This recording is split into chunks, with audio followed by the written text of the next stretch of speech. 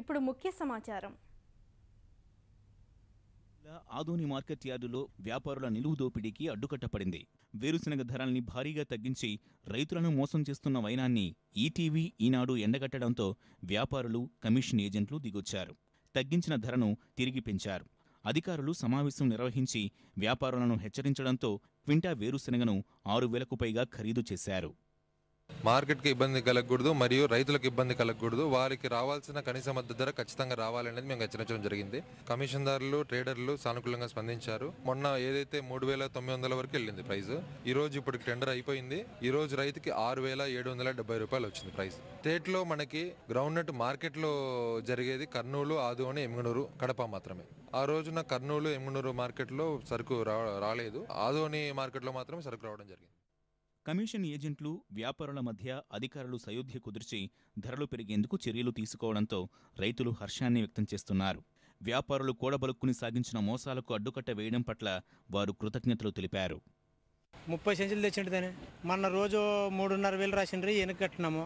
మేము ఇచ్చేలా మనకసి మాకు రేటు డౌను, మేము రైతులు నష్టపోతామని నిలబెట్టింటే ఈ రోజు రాంతో జంప్ అయింది. 6,000 రేటు పోయింది.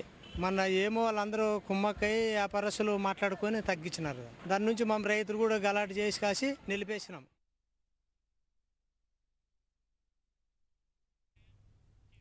మార్కెట్ యార్డుల పనితీరు గతి తప్పింది. పాలక వర్గాలు లేక సేవలకు గండి పడుతోంది. ఉత్పత్తులు నిల్వ వీలు లేక రైతు బంధు అక్కరకు రాక రైతాంగం అవస్థలు పడుతోంది. ఇక దెబ్బతిన్న పిల్లర్లు, బీటలు వారిన గోడలతో విశాఖ జిల్లాలోని భీమిలి యార్డ్ కునారిల్లుతోంది. వర్షాలకు గదుల్లోకి నీరు వెల్లువలా వస్తుంటే ఉద్యోగులు బిక్కుబిక్కుమంటున్నారు. రెక్కల కష్టాన్ని దాచుకునే వీలు లేక రైతన్నలు నష్టపోతున్నారు. అటు మార్కెట్ పరిధిలోని చెక్ పోస్టు సైతం మూతపడినందున ఆదాయం కూడా సన్నగిల్లి యార్డు సేవలు నీరసించాయి. మొండి గోడలు, రేకులు లేని షెడ్లతో దర్శనమిస్తున్న ఇది విశాఖ జిల్లాలోని భీమునిపట్నం మార్కెట్ యార్డు. 6.5 ఎకరాలలో విస్తరించిన ఈ యార్డు గతేడాది హుద్హుద్ విపత్తుకు దెబ్బతింది. సముద్రపు నీరు పోటెత్తడంతో భవనాల పిల్లర్లు బలహీనంగా మారాయి.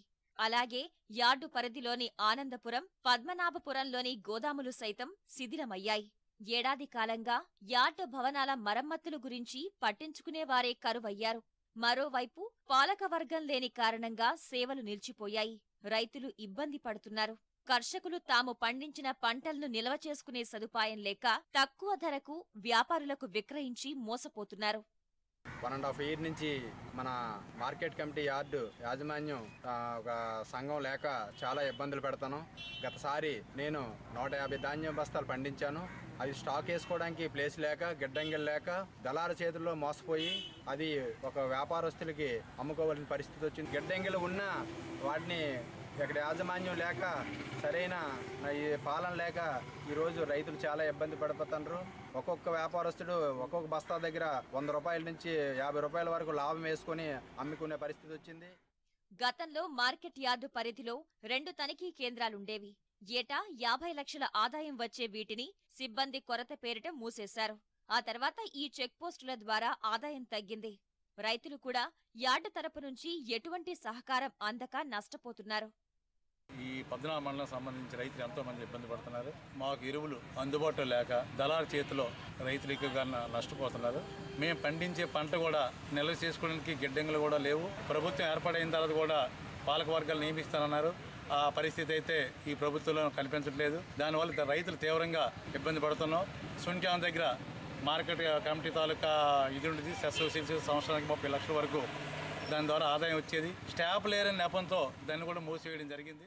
ప్రస్తుతంగా అయితే ఈ మార్కెట్ కమిటీ చైర్మన్ వేయకపోవడం వల్ల, గవర్నమెంట్ నామినీలో నడడం వల్ల చాలా నష్టాలు జరుగుతాయి. రైతులకి అవగాహన సదస్సులు కల్పించేటట్టయితే ఏ వ్యవసాయం ఇప్పుడు పెట్టాలి, దాని మీద ఇన్పుట్ ఈ అగ్రికల్చర్ వాళ్ళతోటి కంబైన్డ్గా అందరినీ కూర్చొని పెట్టి మాట్లాడి సరైన టైంలో విత్తనాలు, ఎరువులు సప్లై చేయొచ్చండి. భీమిలిలో నిర్వీర్యం అవడానికి కారణం అంటే ఈ రియల్ ఎస్టేట్ ఒకటి మూల కారణం అండి. ఆ తర్వాత రైతులు అవగాహన కల్పించకపోవడం, ఈ చైర్మన్ లేక. హుదుహుదు ప్రభావానికి యార్డు భవనం కదిలిపోవడంతో ఎక్కడికక్కడ గోడలు, పైకప్పులు దెబ్బతిన్నాయి. వర్షమొస్తే గదులు, రికార్డులు తడిసిపోతున్నాయి. కొన్ని చోట్ల గోడలకు బీటలు వచ్చి ఎప్పుడు కూలతాయో తెలియని దుస్థితి నెలకొంది. ఇలాంటి పరిస్థితుల మధ్య సిబ్బంది ప్రశాంతంగా విధులు నిర్వర్తించలేకపోతున్నారు. ఇంచుమించు మా భీమునిపట్నానికి మార్కెట్ యార్డ్కి 1 కోటి రూపాయల పైన, మా పరిధిలో ఉన్నటువంటి పద్మనాభం మార్కెట్ యార్డ్కి కూడా 1 కోటి రూపాయల పైన 2 గోడౌన్లు దెబ్బతిన్నాయి. మా మార్కెట్ ఆనందపురం కూడా అలా దెబ్బతిన్నాయి. అయితే మా మార్కెట్ కమిటీ ఫండ్స్ తోటే మేము చేయించుకోవాలంటే మాకు నిధులు కొరత ఉంది. సముద్రం తాలూకా తాకిడి వలన కింద భాగం అంతా బాగా ముంపుకు గురవడం వలన దాని తాలూకా కింద బేస్ అంతా బాగా దెబ్బతిల్లడం వల్ల పైన నిలబడటానికి కొంచెం ఈ బిల్డింగ్ కాయడానికి సరైనటువంటి అవకాశం తక్కువ కనిపిస్తుంది. అంచేత ఏ టైం అయినా ఏ ప్రమాదమైనా జరుగుతుందేమో అని మేము చాలా భయంగా పనిచేస్తున్నప్పుడు కూడా మేము భయంగా ఉంటున్నాం. అంచేత ఈ విషయంలో మాకు వెంటనే తగిన రక్షణ కల్పించవలసిందిగా కోరుతున్నామండి. పాలకవర్గం నియామకాలతో సంబంధం లేకుండా భీమిలి యార్డ్ మరమ్మతులకు నిధులు మంజూరు చేయాలని సిబ్బంది, రైతులు కోరుతున్నారు.